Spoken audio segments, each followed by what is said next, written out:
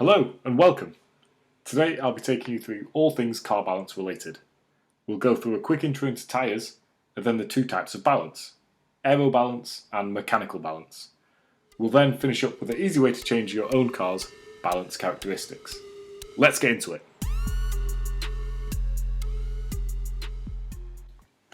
First, I want to touch on this tyre curve. You can see that the relationship between vertical force and cornering force is very much non-linear. This basically means that you get diminishing returns for adding extra weight in terms of how much grip you get when cornering. This is just an example tyre curve. This changes from tyre to tyre obviously, but the general shape will always remain the same, the non-linear. Now that that's done, let's define balance. A car's balance can be classed as understeery or oversteery. Obviously I won't patronise you by explaining these terms in detail, but I think this clip does a really good job of explaining it. Now we have this tyre chart in mind, let's look at the first of the balances, aero balance.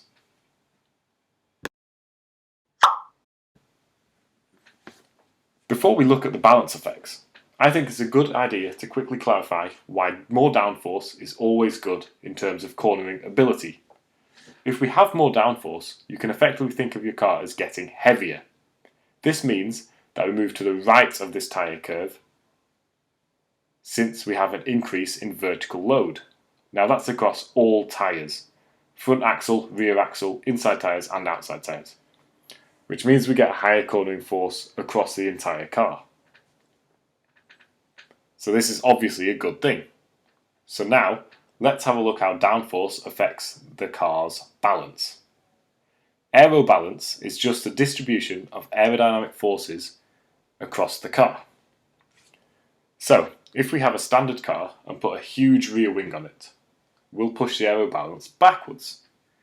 This is because the rear of the car will have more downforce due to the rear wing.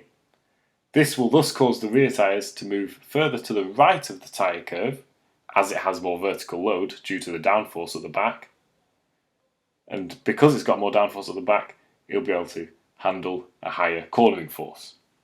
So this increase in rear capability and the fact that the front capability will stay the same because we're not adding any downforce to the front, right, will mean that we provoke more understeer into the vehicle, because the front tyres will lose grip before the rear. So that's the scenario if we just add a rear wing, but that's a bit silly. In reality, if your car has a rear wing, it probably has some exciting aero elements at the front of the car to reduce lift, such as a splitter. These elements are usually not as powerful downforce creators as the rear ones though, such as diffusers and rear wings. They're really powerful. So that does mean that aero balance is usually more rearwards, and this causes understeer to be induced. A typical aero balance of a high performance car is around the 70-30 mark. So 70% downforce from the back, 30% from the front. Now you may think that it's a bit silly, since we'd ideally like a 50-50 car balance, right? The so-called perfectly balanced car. But you've got to remember that downforce is proportional to the square of airspeed based on this formula. So at lower speed, you won't get too much downforce, so the effect of aero balance on the entire car will be low. But if you're at high speed, due to this square relationship, aero balance will pretty much entirely dominate the car's balance. And we definitely want an understeery car when we're travelling at high speeds. Now, let's look at mechanical balance. So this is balance derived from the suspension and geometry alone. So as I mentioned before, mechanical balance will dominate the lower speed balance of the car, since the aero effects will be much lesser. But then the aero balance will dominate the high speed balance of a car. But for a road car, this will be the main thing you want to consider, because you'll generally be at lower speeds. Now the main tool to change your car's mechanical balance are anti-roll bars. So now just to cut to the chase, the highlight would be the stiffest axle will lose grip first. That's sort of the golden rule.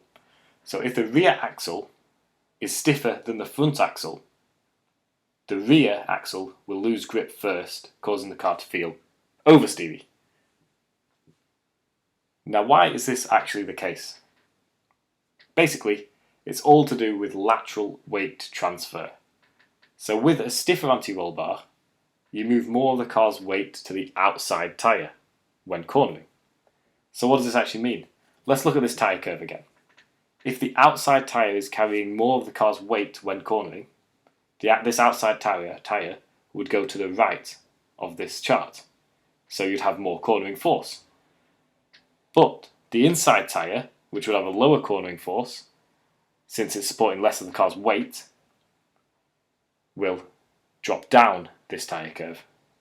Now, due to the non-linearity of the tyre curve, the sum of the outside and inside tyre cornering forces will be less than the less stiff axle, which would just remain at this central point. So, this means that the rear axle, or in a more general case, the stiffer axle, will lose grip first. And we can stiffen axles using the anti-roll bar. So, if you're looking to improve the balance of your car, I'd focus on anti-roll bars. I'm going to take a wild guess here and assume you'll want to reduce the understeer of your car, as usually, road cars are very understeer biased, safer. If you do want to do this, you'll want a stiffer rear anti-roll bar than stock. This will mean that the rear loses grip earlier and will push the balance of the car a bit more towards oversteer at all speeds. It is evidently much more complex than what I've just described, as temperatures, roll centres and the kinematics of the suspension system all affect a car's balance. But this is the best sort of first intro look into car balance. I have some more videos lined up which will take a more in-depth look into car balance items in the future, so please subscribe to be the first to get a look at those. And thank you very much for watching, and we'll hopefully see you soon again.